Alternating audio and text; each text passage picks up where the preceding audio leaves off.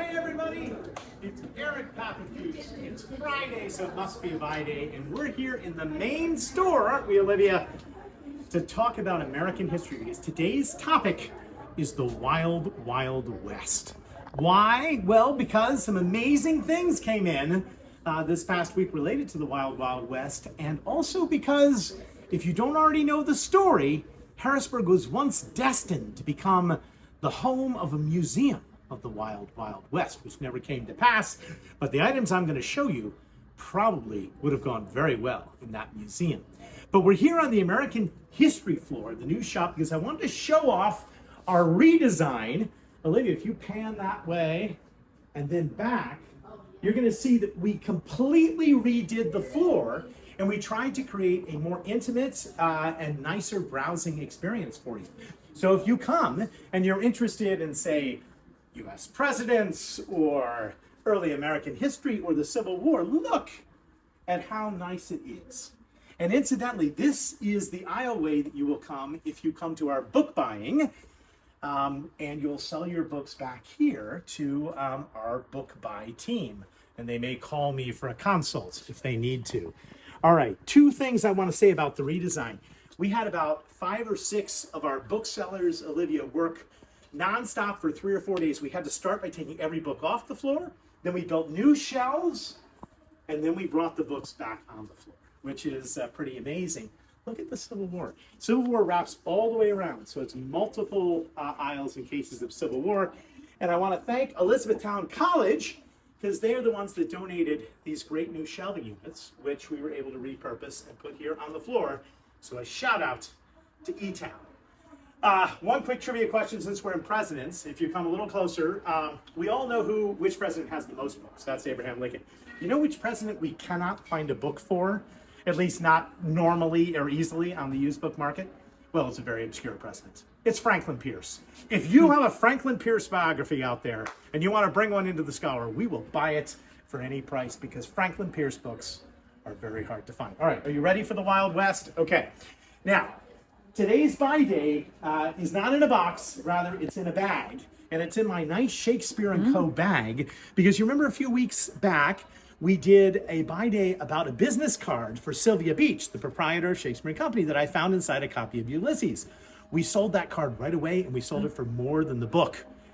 And something similar has happened with the Wild West. I found a business card inside a nondescript book on the Old West, which I think is worth more than the book itself. And that's what I want to share with you today on buy day. Are you ready? It's that exciting. Okay, our first item, Olivia, is this. It is the business card of John W. Hardin, Esquire, otherwise known as the great Western outlaw, John Wesley Hardin. Now, have you heard of John Wesley Hardin? Well, he was considered a man so mean that he once shot a man for snoring. He killed several dozen people. He was your quintessential Wild West outlaw, gambler, fighter, bar fighter, you name it. But he also, he also wrote an autobiography near the end of his life, exaggerated a lot of the tales. And quite curiously, Olivia, eventually, when he was arrested in prison, he decided he would study to become a lawyer. Now, I think this might have been a publicity stunt, but for a very brief period of time, when he got out of prison near the end of his life, he printed up some business cards calling himself John W. Hardin, attorney at law. And look, what's really interesting about it is he had his offices in the Wells Fargo building. That's very Old West, isn't it? And this is in El Paso, Texas, practicing in all courts. Now, I think it was probably a publicity stunt. He didn't get to practice law very long. Do you know why? Because he was murdered by another Wild West outlaw who walked up to him while he was rolling dice and shot him in the back of the head. Now, his death was reported nationally. It was a huge deal, and they needed an executor for his will. Nobody really wanted to be the executor for John Wesley Hardin's will, but a guy agreed to do it and was paid by the court. Do you know what the court paid him in, since John Wesley Hardin didn't have any money? He gave him what is in the record called a small batch of trade cards or business cards. These cards. This is what he was paid in. And then that lawyer, after he settled the state for John Wesley Hardin, sold a few of these on the market. Now, how many were there? We don't know.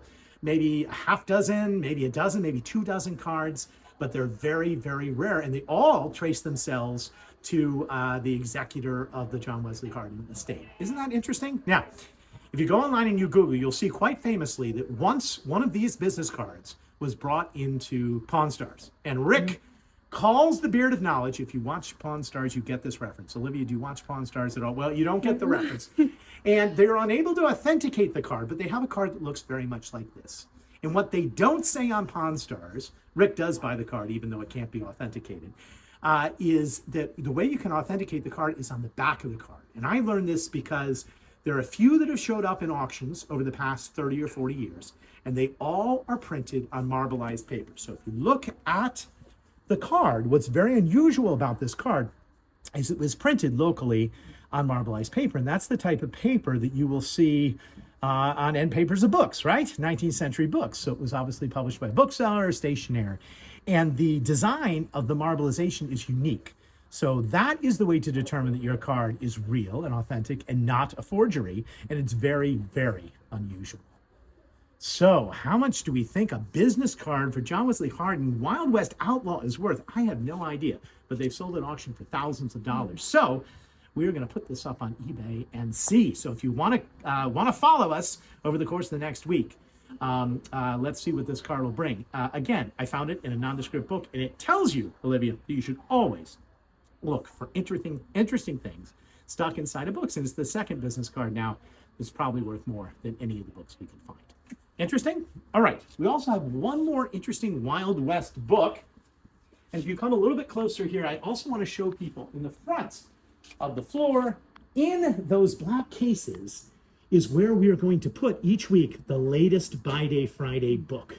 So if you're watching this every Friday at noon and you see a book that is of interest to you, come check out the Buy Day case in the front of the newly designed American history floor.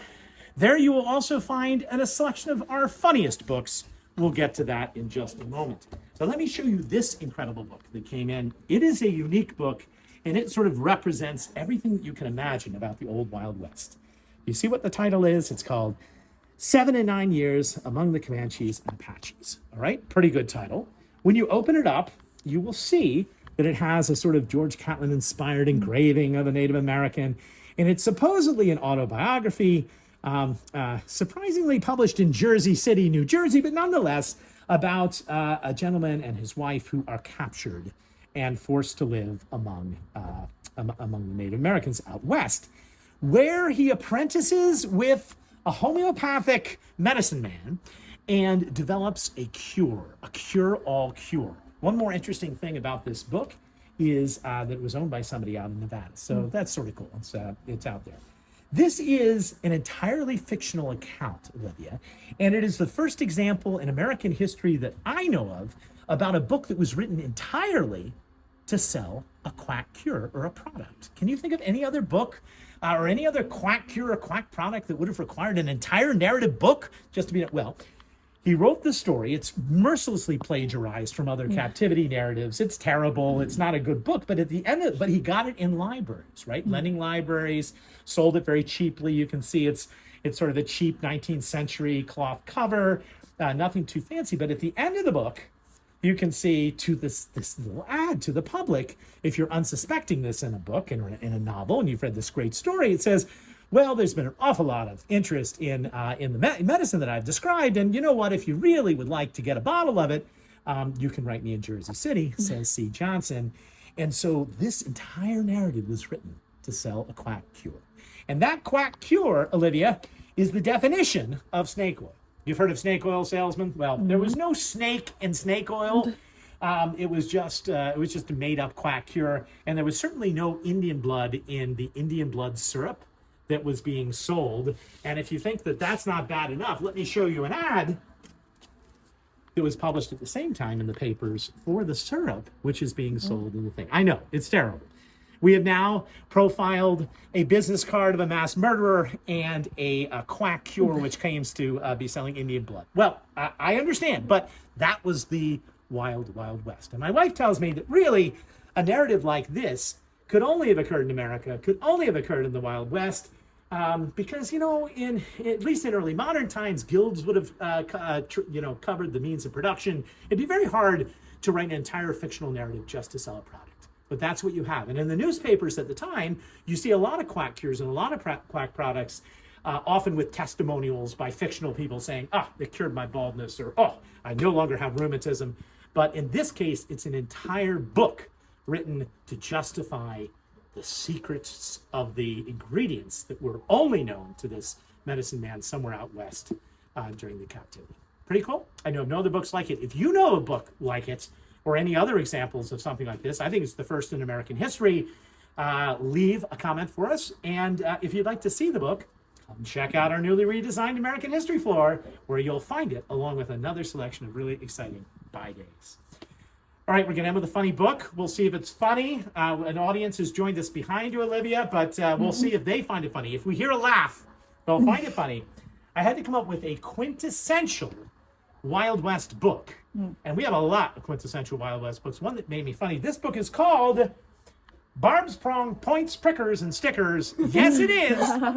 It is a complete illustrated catalog of antique barbed wire. Now, only the scholar has a book like this. I swear to you, it's literally just every type of barbed wire cataloged and in the book. I mean, if this is something that you thought about, I can't think of a more specific yet somehow very Western catalog. And it's going to be available very inexpensively in our Old West section, which is just right around the corner. But Olivia, one thing I did discover is that barbed wire was often named after people, unfortunately, almost always named after men. That was very disappointing. But I did find the Oliver barbed wire in your honor, and it was copywritten in Pittsburgh.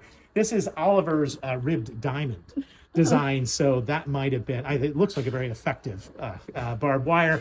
Might have been something that people might want. Copyright Pittsburgh, Pennsylvania, October 2nd, 1883. I'm telling you, quite a find. Only at Midtown Scholar. Well, that's another edition of Buy Day Friday. Please come check out our new American History floor. I think you'll love browsing here. And watch every Friday at noon for more adventures in the world of books.